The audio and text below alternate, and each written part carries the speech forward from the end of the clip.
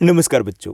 आज हम पढ़ने और समझने वाले हैं क्लास 10th हिंदी की हमारी वर्कशीट नंबर 48 यानी कार्यपत्रक संख्या 48 को। यह आपकी 15 दिसंबर 2021 की वर्कशीट रहेगी।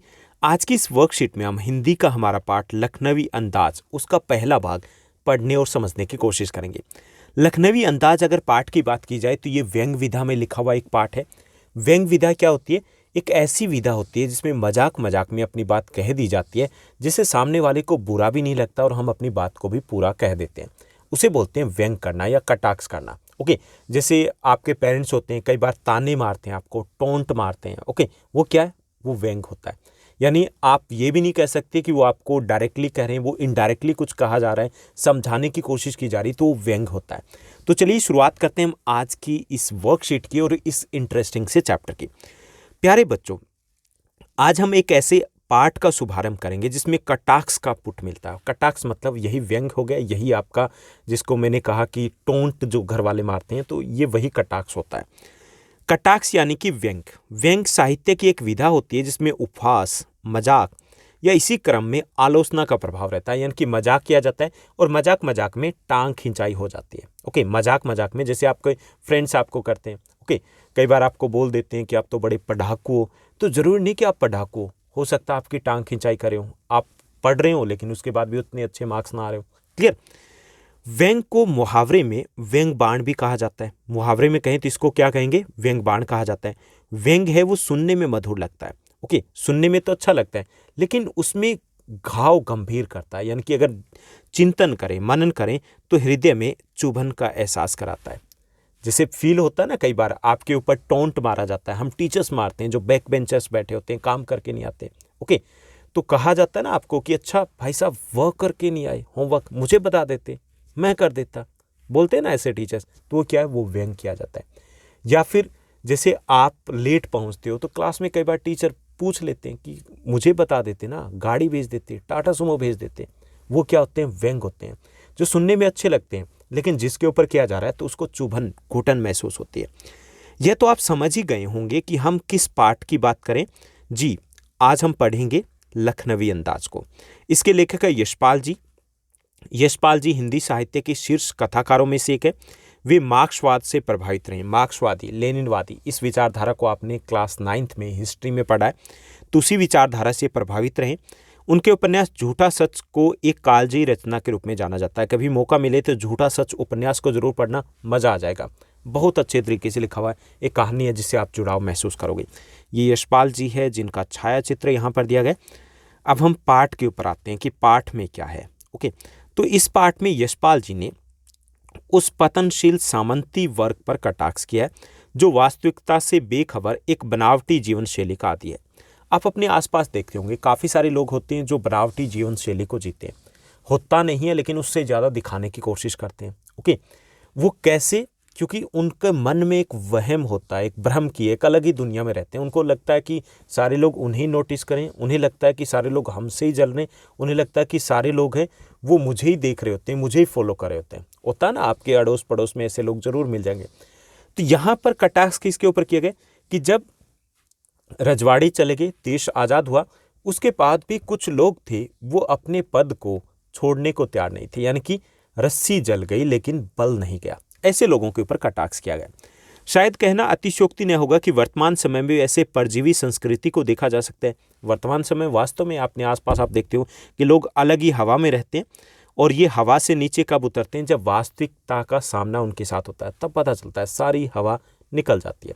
क्योंकि हमें ड्रीम देखने, सपने देखने अच्छी बात है, लेकिन हमारे पैर हैं वो ज़मीन पर टिके रहने बेहद ज़रूरी है।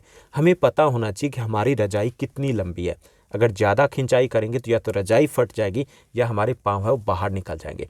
इसलिए वास्तविकता से हमेशा जुड़े रहिए, चाहे आप कितने ही ऊपर तक जाइए, कितने शिखर तक जाइए, आप अपनी औकात को, अपनी हैसियत को हमेशा याद रखिए। अगर हम हैसियत याद रखेंगे, हम कभी किसी का दिल नहीं दुखा पाएंगे। हम हमेशा आगे की तरफ जाएंगे लेकिन हम अपनों से जुड़े रहेंगे। ओके, तो यहाँ इसी प्रकार के कुछ कटाक्ष व्यंग किए गए, इसी प्रकार की ये कहानी है।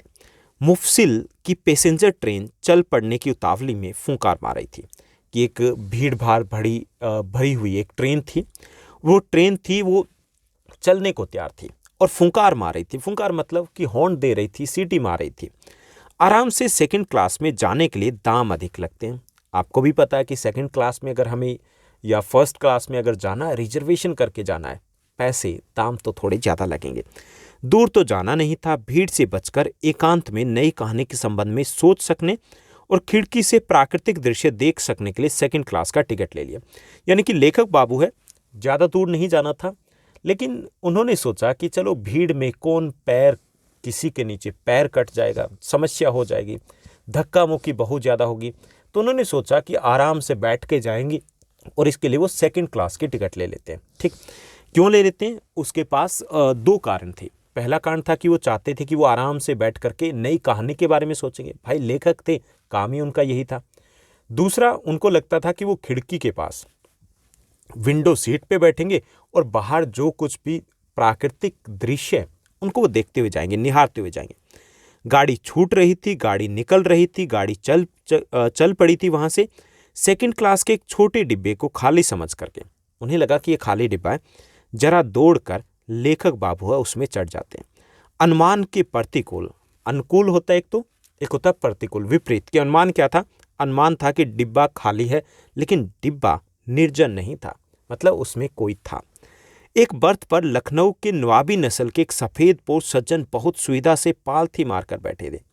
एक बर्थ के ऊपर जब अंदर की तरफ गए तो वहां पे लखनऊ के नवाबी नस्ल के, मतलब यहाँ कटाक्ष किया गया, वो लोग जो उनकी सब शक्तियां कह लीजिए, जो भी उनके ठाठ थे वो चले गए, लेकिन अभी भी वो अकड़ नहीं गई थी, होते ना आसपास के लोग। तो इसी टाइप के एक व्यक्ति थे, सफ़ेद पोश, सफ़ेद कपड़े पहने हुए थे, वो बड़ी सुविधा से पालथी मार करके एक बर्थ के ऊपर बैठे हुए थे, एक सीट के ऊपर बैठे हुए थे। सामने दो ताजे चिकने खीरे तौलिए पर रखे थे। सामने, बिल्कुल सामने ताजे चिकने खीरे थे, वो तौलिए के ऊपर रखे हुए थे।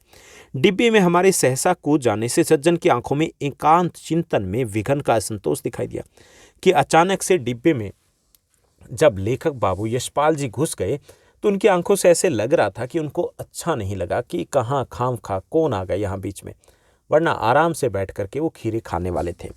सोचा हो सकता है यह भी कहानी के लिए सूझ की चिंता में हो या खीरे जैसी अपदार्थ वस्तु का शोक करते देखे जाने के संकोच में हो। कि उसमें फिर लगा, लेखक ने अंदाजा लगाया कि इसके दो कारण हो सकते हैं। एक तो ये हो सकता है कि हो सकता है भाई साहब ये भी लेखक और कहानी के बारे में सोच रहे हो, उन्हें लगा कि इसने डिस्टर्ब कर दिया।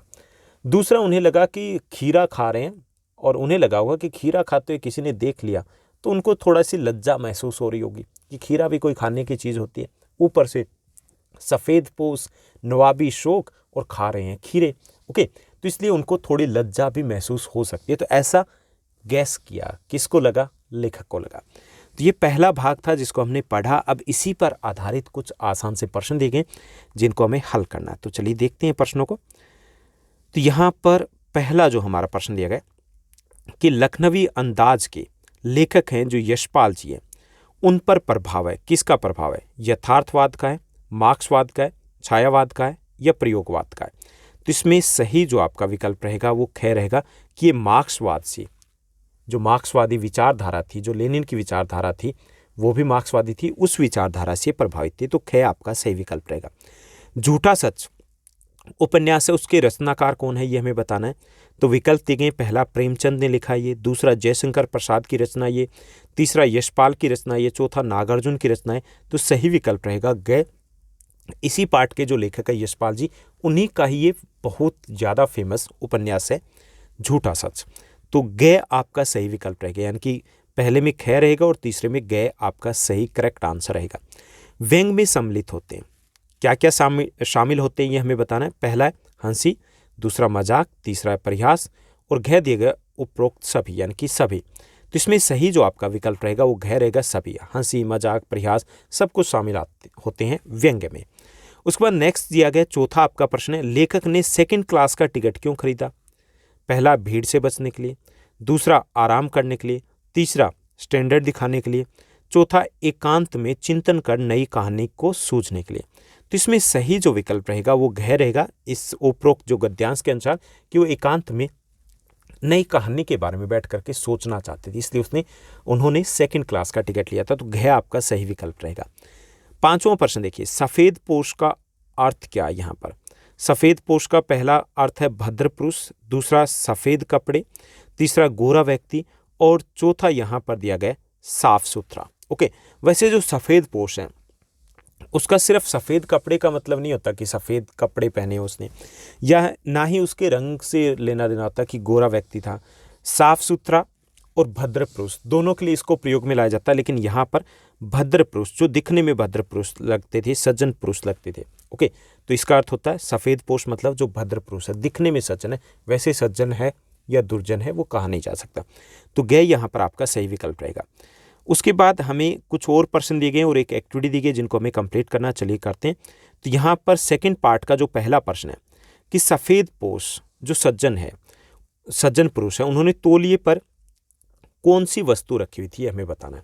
तो सफ़ेद पोष सज्जन पुरुष ने तौलिए पर ताजे खीरे रखे हुए थे। ठीक, उसके बाद सेकंड दूसरे प्रश्न को देखिए। दूसरा जो हमारा प्रश्न दिया गया, लेखक के अनुसार यहाँ खीरा किस वर्ग का प्रतीक है। तो लेखक के अनुसार यहाँ खीरा वो आम लोगों अर्थात साधारण वर्ग का प्रतीक है। क्लियर, ये सेकंड क्वेश्चन हो गया। थर्ड प्रश्न को देखिए। तीसरा जो हमारा प्रश्न है कि व्यंग बाण के रूप में प्रयोग किए जाने वाले मुहावरे का पता लगाकर लिखना है।